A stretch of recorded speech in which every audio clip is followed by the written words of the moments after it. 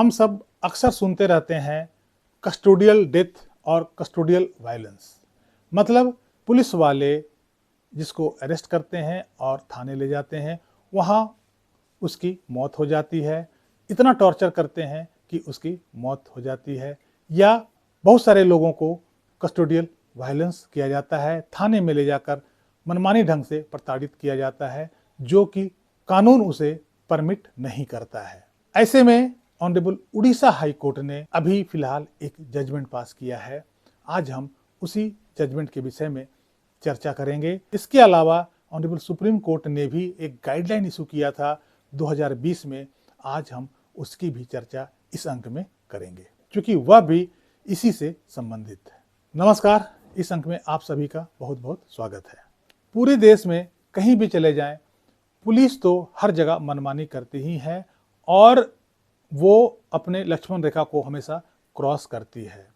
मतलब किसी को भी थाने में ले जाकर फिजिकली हरास करना, फिजिकली टॉर्चर करना, कस्टडियल डेथ और कस्टडियल वायलेंस, ये सब पुलिस वालों का एक हथियार बना हुआ है, जिसे वो आसानी से बिना डर भय के यूज़ करते हैं।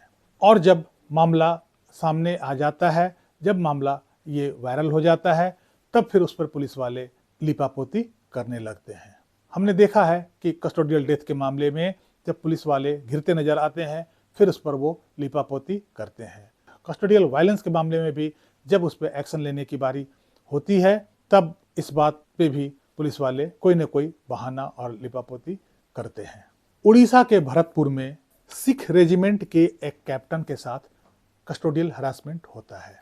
इतना ही नहीं, पुलिस स्टेशन में उनकी पत्नी के साथ भी सेक्सुअल हरासमेंट होता है और कैप्टन साहब के पास सारा एविडेंस होता है कि उसके साथ वायलेंस हुआ है, कस्टोडियल वायलेंस हुआ है, और मेडिकल रिपोर्ट उनका भी बताता है कि इनके साथ ऐसा फिजिकल हरासमेंट किया गया है। जब कैप्टन साहब इस मुद्दे पे, इस बारे में कंप्लेंट दर्ज करवाने जाते हैं, तब इनके ऊपर ही उल्टा इल्जाम लगा दिया जाता है कि पुलिस वाले पर ही ये जान से मारने का अटेम्प्ट कर रहे थे, इसलिए ये घटना घटी।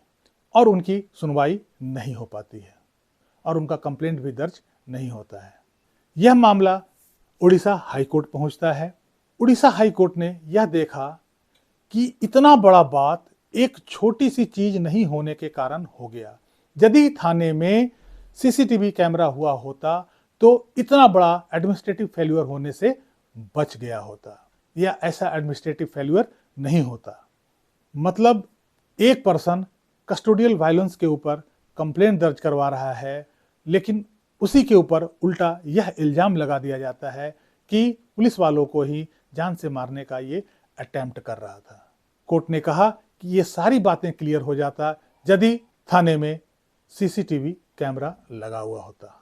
ऑनरेबल हाई कोर्ट ने कहा कि यद्यपि कि ऑनरेबल सुप्रीम कोर्ट 2020 में ही एक केस में गाइडलाइन इश्यू किया हुआ था, पूरे देश के हर थाने में सीसीटीवी कैमरा लगाने का आदेश था, और अभी तक उस गाइडलाइन को फॉलो नहीं किया गया, उस गाइडलाइन को इम्प्लीमेंट नहीं किया गया। और इसी को मद्देनजर रखते हुए ऑनरेबल हाई कोर्ट ने स्टेट को, सरकार को यह आदेश जारी किया कि 31 मार्च 2025 तक सारे पुलिस स्टेशन में सीसीटीवी कैमरा हर एंगल से पूरे थाने में लग जाना चाहिए। और जो ऑनरेबल सुप्रीम कोर्ट ने 2020 में गाइडलाइन जारी किया था, वो गाइडलाइन भी पूरी तरह से इम्प्लीमेंट हो जाना चाहिए।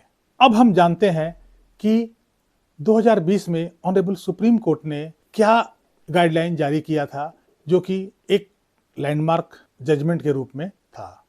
2020 में ऑनरेबल सुप्रीम कोर्ट के सामने एक केस आया था। केस का नाम था Paramjit Singh Saini versus Baljit Singh and others.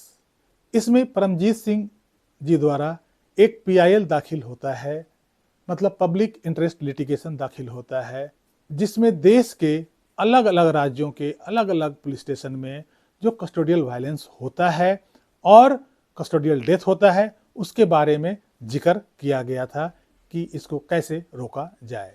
उस पिटीशन में कहा गया था कि यह अब रोज की घटना हो गई है और जब भी इसके खिलाफ कंप्लेंट किया जाता है तो पुलिस वाले मनगढ़ंत कहानियां लगाकर उल्टा ही कंप्लेनेंट को फंसा देते हैं। तो इस केस में ऑनरेबल सुप्रीम कोर्ट ने कस्टोडियल वायलेंस और कस्टोडियल डेथ को रोकने के लिए कुछ महत्वपूर्ण गाइडलाइन जारी किए थे, जो इस प्रकार है। नंबर 1 जो है वो CCTV camera to be installed of every part of the police station all over India. मतलब कि भारत के हर थाने के एवरी पार्ट में, ऐसा नहीं हो कि थाना का कोई सा पार्ट छूटा हुआ हो, हर पार्ट में सीसीटीवी कैमरा इंस्टॉल्ड होना चाहिए। सीसीटीवी कैमरा का इंस्टॉलेशन थाने के हर एंगल से हर पार्ट में होना चाहिए। दूसरी बात ये कि हर पुलिस स्टेशन के बाहर एक प्रॉपर बोर्ड लगा होना चाहिए जिसमें लिखा होना चाहिए कि आप सीसीटीवी कैमरे के सर्विलेंस में हैं। मतलब आप जहां जा रहे हैं सीसीटीवी कैमरा लगा हुआ है, या हिंदी इंग्लिश के अलावा उस एरिया के लोकल लैंग्वेज में भी लिखा हुआ होना चाहिए। इसके अलावा तीसरा जो गाइडलाइन था वो ये कि हर सीसीटीवी का फुटेज 18 महीने तक प्रिजर्व होना चाहिए, कि पुलिस वाला ये ना कहे कि हाँ जी वो हमने 1 महीने में ख़त्म कर दिया, 2 महीने में ख़त्म कर दिया, 4 महीने में ख़त्म कर दिया। यह उसे इंश्योर करना होगा कि सारे सीसीटीवी कैमरा का फुटेज 18 महीने तक स्टोर होना चाहिए। अगला गाइडलाइन जो था वो ये था कि एक बॉडी होगी, सेंट्रल ओवरसाइट कमेटी, जो इंश्योर करेगी कि इसका इम्प्लीमेंटेशन अच्छे से हो रहा है, और स्टेट लेवल पर भी ऐसे ही एक स्टेट ओवरसाइट कमेटी रहेगी जो कि राज्य में सारे सीसीटीवी कैमरा के इंस्टॉलेशन पर निगरानी रखेगी और इसका इम्प्लीमेंटेशन पर ध्यान रखेगी। इसका फाइनेंस, डिस्ट्रीब्यूशन और मॉनिटरिंग भी यही कमेटी के द्वारा किया जाएगा। लेकिन 2020 में यह गाइडलाइन आने के बाद भी आज तक किसी भी पुलिस स्टेशन में मुझे नहीं लगता है कि सीसीटीवी कैमरा लग पाया है, क्योंकि जिस दिन सीसीटीवी कैमरा पुलिस स्टेशन में लग जाए, कस्टोडियल डेथ और कस्टोडियल वायलेंस में एक अच्छा खासा गिरावट आ जाएगा और वो लगभग शून्य हो जाएगा। केवल यही नहीं, पुलिस स्टेशन में जितने भी करप्शन है उसमें अच्छी खासी कमी देखी जाएगी। आज लोग पुलिस स्टेशन जाने से डरते हैं, लेकिन यदि सीसीटीवी कैमरा लगा दिया जाए तो एक ट्रांसपेरेंसी आ जाएगी और कोई भी लोग पुलिस स्टेशन जाने में हिचकेंगे नहीं। इसलिए उनको पता होगा कि वहाँ पे उनके साथ किसी तरह का अन्याय नहीं होगा और किसी तरह का मारपीट, वायलेंस नहीं होगा। तो मैं उम्मीद करता हूँ कि सुप्रीम कोर्ट के इस गाइडलाइन का यथाशीघ्र पालन हो और देश के हर थाने में सीसीटीवी कैमरा जल्द से जल्द इंस्टॉल हो जाए। कैसी लगी ये जानकारी कमेंट बॉक्स में जरूर लिखिएगा। वीडियो को लाइक कीजिएगा, चैनल को सब्सक्राइब कीजिएगा। मिलते हैं अगले अंक में कुछ नई जानकारी के साथ। तब तक के लिए जय हिंद, वंदे मातरम।